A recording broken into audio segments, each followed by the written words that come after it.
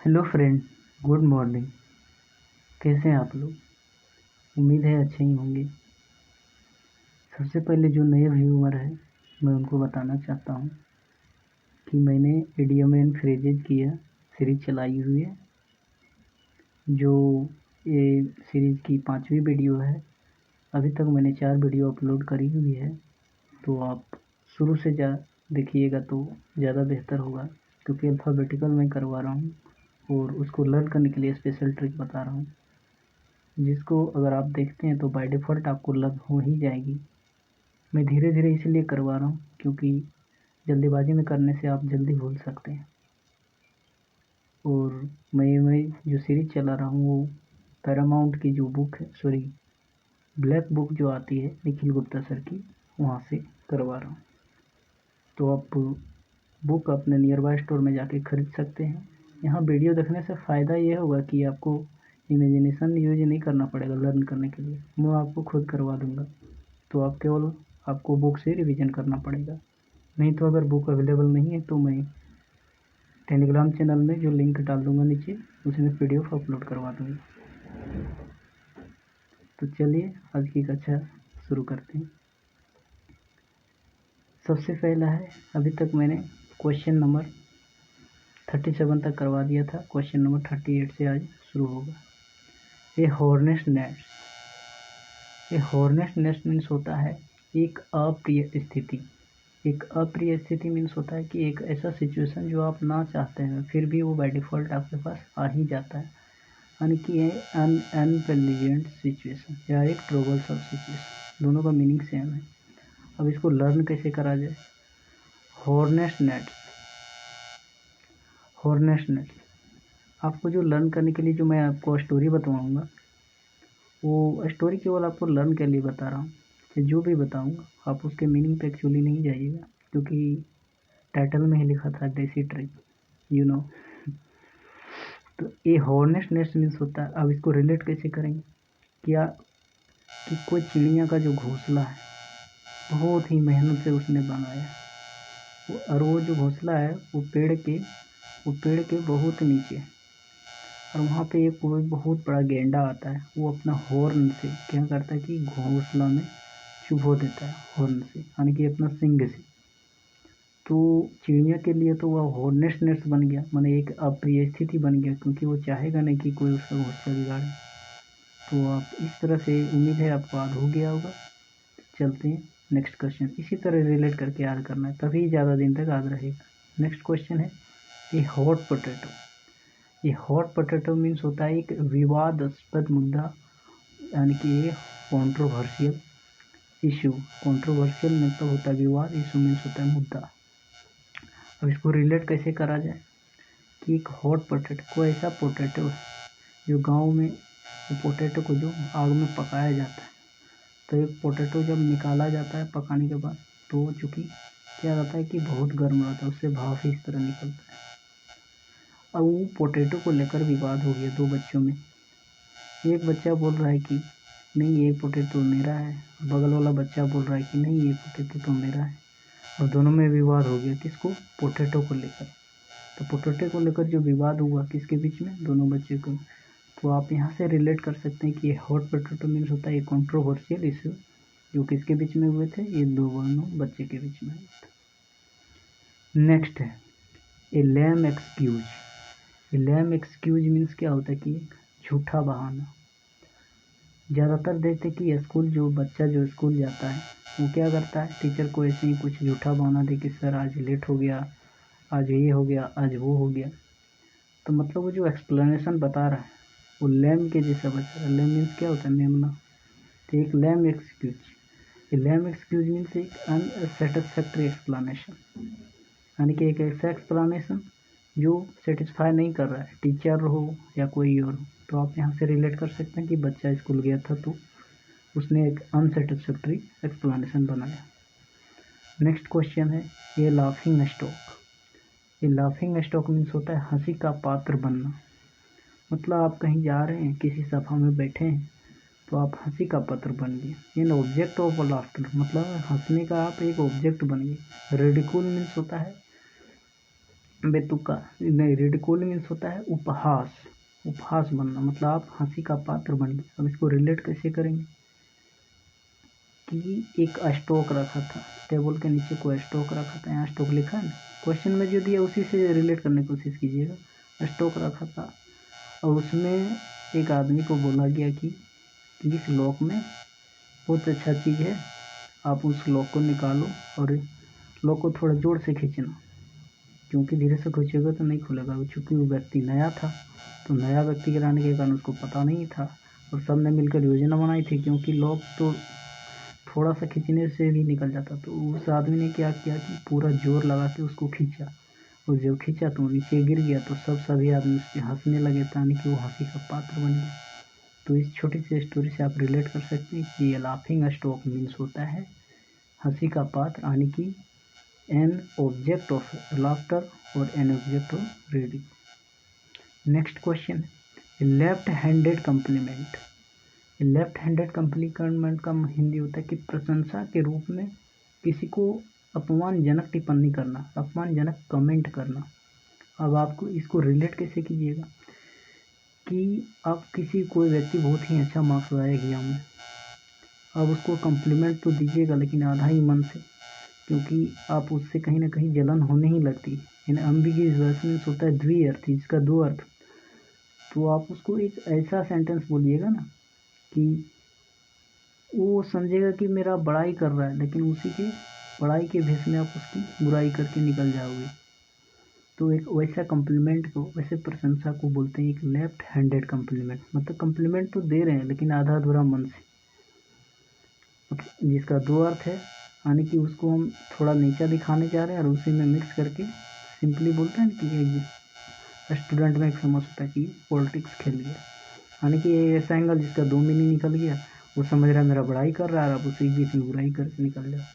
तो आप यहाँ से रिलेट कर सकते हैं कि एन एम्बिगुअस कम्प्लीमेंट मीन्स होता है, ये लेफ्ट हैंडेड कम्प्लीमेंट मीन्स होता है एम्बिगुअस कम्प्लीमेंट्स और insulting remark appearing as praise.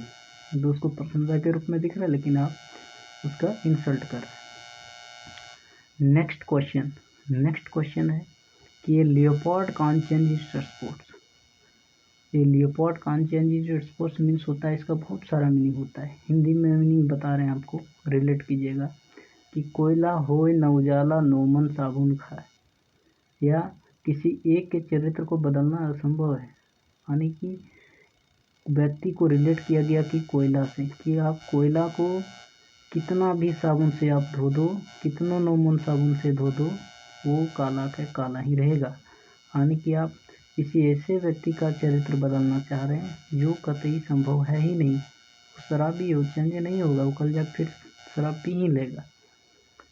तो इसी के लिए लियोपोल्ड जो है उसको यहाँ रिलेट किया गया, वो आदमी, ऐसा आदमी को, और ऐसा आदमी को कि कोयला हो न उजाला नो मन साबुन खाए। मतलब इसको कोयला से रिलेट किया गया कि कोयला जिस तरह कभी भी वाइट नहीं हो सकता चाहे कितना भी साबुन लगा दें, उसी तरह कोई ऐसा आदमी जो लियोपोल्ड के जैसा है वो अपना चरित्र कभी नहीं बदल सकता।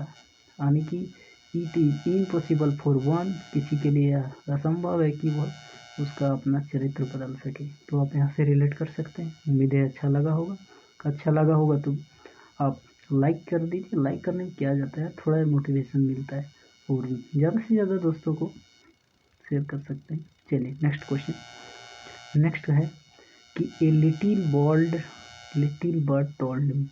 A little bird told me का मतलब होता है कि अपने मुखबिर की पहचान गुप्त रखने का तरीका। मतलब आप किसी फोर्स में हैं, किसी आर्मी में, और वहाँ आप गए हैं जासूसी करने किसी दुश्मन की सेना में। तो वहाँ आपका कोई आदमी पहले से ही पकड़ा गया है जो आर्मी ऑफिसर था। आपको कहानी रिलेट करने के लिए बता रहा हूँ कि वह आपका कोई आदमी पहले से ही था जो वहाँ पकड़ा गया था। आप उसको पहचानने से इनकार कर रहे हैं। क्यों? क्योंकि अगर आप उसको बोले कि हाँ मैं जानता हूँ, तब तो वो भी आपको भी पकड़ लेगा, क्योंकि बोलेगा ये भी तो इसी का आदमी। तो वहीं से आप रिलेट कीजिए कि little bird told me. Little bird को आप कमांडर इन चीफ से रिलेट कर सकते हैं, क्योंकि हम जासूसी करने गए वहाँ मेरा एक आदमी पकड़ा गया और मेरा लिटिल बर्ड ने कहा था, यानी कि मेरे कमांडर इन चीफ ने कहा था कि वहाँ जाके उसको पहचानना नहीं तो तुम खुद भी पकड़ा जाओगे। तो इसी को इतना एक्सप्लेनेशन जो करने का जो मेन मकसद था आपको आज करवाने का, कि use to indicate that the speaker know something, मतलब कि हम स्पीकर हैं, हम जो पहचान करने गए वहाँ जो आदमी था, क्योंकि अगर हम हाँ बोल देते, पॉजिटिव में आंसर दे देते तो वो हमको भी पकड़ लेता। तो वही उसी को रिलेट किया कि यूज टू इंडिकेट दैट, ऐसा इंगित करने के लिए कहा गया कि स्पीकर नोज समथिंग, स्पीकर कुछ जानता है, but choose to keep the identity of their informant secret, लेकिन वो क्या करता है कि अपने जो मुखबिर रहता है उसकी पहचान गुप्त रखता है। गुप्त रखना उसका मजबूरी है, नहीं तो क्या होगा कि उसको भी पकड़ लिया जाए। नेक्स्ट क्वेश्चन है कि a little gust of gratitude. A little gust of gratitude का मतलब होता है कि फ्रेंडली फीलिंग, यानी कि अनुकूल भावना, दोस्ताना व्यवहार। अब ग्रेटिट्यूड को अब रिलेट कैसे करेंगे? ग्रेटिट्यूड को attitude, a little gust of gratitude, gratitude relate कीजिए एटीट्यूड। एटीट्यूड मीन्स क्या होता है? अपने आत्म स्वभाव। एटीट्यूड में अगर ईगो आ गया तो क्या होगा? घमंड वाला अभिमान। तो जहाँ घमंड वाला अभिमान आ जाएगा तो वहाँ फ्रेंडली फीलिंग होगा? नहीं होगा। आपको ये सब बेतुका बात, कंस्ट्रक्टेड यानी कि एब्सोल्यूट बात इसलिए बता रहा हूँ क्योंकि आप रिलेट कीजिए, इस सर ने ऐसे वीडियो में बताया था। तो ये little gust of gratitude means होता है फ्रेंडली फीलिंग, दोस्ताना व्यवहार। एटीट्यूड नहीं होना चाहिए। नेक्स्ट क्वेश्चन, उम्मीद है आप लोग को अच्छा लग रहा होगा। नेक्स्ट क्वेश्चन, ये लाइव वायर। ये लाइव वायर मीन्स होता है कि जिंदा दिल व्यक्ति, और इंग्लिश में इसका मीनिंग होता है highly lively active and energetic. तो इसको अब रिलेट कैसे करेंगे कि ये लाइव वायर मतलब कोई ऐसा वायर है, लाइव मीन्स में कोई ऐसा वायर है जिसमें करंट जा रहा है। तो जिसमें करंट जा रहा है तो उसमें क्या होता है? बहुत ज़्यादा एनर्जी होता है। आप उसको छोड़ोगे तो आपको क्या लग जाएगा? करंट लग जाएगा, और करंट लग जाने से क्या होगा? आप शॉक में आ सकते हैं। तो ये लाइव वायर मीन्स होता है बहुत एनर्जी रहता है, तो एनर्जी से रिलेट कीजिए एनर्जेटिक। और लाइवली मीन्स होता है लाइव वायर, तो यहीं से ही तो और ईजी। और इम्पोर्टेंट क्वेश्चन भी है, अभी तक एसएससी में 2 बार पूछा जा चुका है, ये भी 2 बार, ये 3 बार, ये 4 बार, मैं नीचे एक्सप्लेन कर रहा हूँ। Next question, lot on A plate. Lot on A plate का मतलब होता है कि बहुत सारी जिम्मेदारियां आपको संभालने के लिए दी गई। आप एक आईएएस ऑफिसर हैं, आपको बहुत सारी जिम्मेदारियां निभानी। तो अब इसको रिलेट कैसे कीजिएगा कि एक बहुत बड़ा प्लेट है, उसमें तरह तरह के पकवान आपको दिए गए, तरह तरह के पकवान। अभी प्लेट को रिलेट कीजिए कि आप जॉब से, आप एक आईएएस ऑफिसर हैं, प्लेट को, और इसमें जो खाना जो पड़ा है उसको रिलेट कीजिए जिम्मेदारियां से। मतलब एक ऐसा प्लेट, एक ऐसा जॉब, एक ऐसा आईएएस नौकरी जिसमें बहुत सारे खाना आने की बहुत सारी जिम्मेदारियां आपको निभाने के दिए गए। तो रिलेशन, अब इसका मीनिंग समझाते हैं कि to have a large number of problem to deal with, मतलब आपको बहुत सारी समस्याओं का समाधान करना है। या इसका दूसरा मीनिंग है कि हैविंग मैनी रिस्पॉन्सिबिलिटी, आपसे और बहुत सारी जिम्मेदारी है। तो उम्मीद है आप यहाँ से प्लेट पर खाना के रिलेट कर सकते हैं। Next question, a man of letters. एक ऐसा आदमी, ए मैन ऑफ लेटर का हिंदी मीनिंग होता है कि बहुत बड़ा विद्वान। एक ऐसा आदमी जिसके पास लेटर्स का भरमार है, बहुत सारा लेटर। अब रिलेट करने के लिए सब बताऊँ कि एक ऐसा आदमी जिसके पास वर्ड्स का भरमार है, एक मैन ऑफ लेटर्स, मतलब तो वो कैसा होगा? वो मैन हो जाएगा प्रूफ, वो मैन कैसा होगा? प्रोफिशिएंट, मतलब कि निपुण होगा। प्रोफिशिएंट मीन्स होता है निपुण, पारंगत। प्रोफिशिएंट किस में रहेगा? लिटरेली आर्ट में, यानी कि स्कॉलर होगा, यानी कि वो विद्वान होगा। Next question, a man of spirit. A man of spirit means क्या होगा? ए वेरी करेजियस मीन्स यानी साहसी आदमी। अब इसको रिलेट कैसे करें? ए man of spirit, spirit means होता है आत्मा, प्रेत, भूत। एक ऐसा आदमी है जिसका जो आत्मा जो है बहुत ही मजबूत है और वह भूत से, स्पिरिट से नहीं डरता। ध्यान दीजिएगा, एक ऐसा आदमी जो भूत से नहीं डरता। वो क्या होता है कि रात में अकेले शमशान की तरफ चल जाता है, अकेले पहाड़ों के पीछे जो शमशान है उसके पीछे। तो बहुत बड़ा ही करेजियस आदमी है। कैसा आदमी है? बहुत बड़ा करेजियस आदमी। तो आप यहाँ से रिलेट कर सकते हैं मैन ऑफ स्पिरिट, इसका मतलब होता है वेरी करेजियस मीन्स हिंदी होता है साहसी आदमी। Next question, a man of straw. A man of straw means a man of no substance, useless, यानी कि बेकार आदमी, आर्थिक रूप से बेकार आदमी। A man of straw. Straw एक बॉलर रह चुके हैं इंग्लैंड में, उसकी बहुत पिटाई होती थी, उसकी बहुत पिटाई हुई थी एक मैच में, तो वह इंग्लैंड के लिए कैसा बन गया, ये मैन ऑफ नो सबस्टांस, क्योंकि मैच में उसने बहुत सारा रन लुटा दिया था और वह कैसा था, यूजलेस हो गया। तो इडियम है ए मैन ऑफ स्ट्रॉ, इसका मीन्स होता है a man of no substance, means useless. A mare nest means होता है ए डिफ़िकल्ट सिचुएशन, एक वर्थलेस सिचुएशन, मतलब एक ऐसा सिचुएशन जो एक कठिन स्थिति है जिसमें बहुत सारे पैसेंस और स्टेमिना की ज़रूरत होती है। यानी कि उसका घोंसला पर क्या हो गया था, क्योंकि उसके घोंसला पर संकट के बादल घिर आए थे और वो अपना घोंसला को बचा नहीं सका था, इसलिए उसके सिचुएशन कैसा हो गया, डिफ़िकल्ट। उम्मीद करते हैं आज का वीडियो आप लोग को अच्छा लगा होगा और अपना रिस्पॉन्स ज़रूर दीजिएगा कमेंट की वीडियो कैसा लगा, किस में क्या रिफॉर्म होना चाहिए, क्या सुधार होना चाहिए।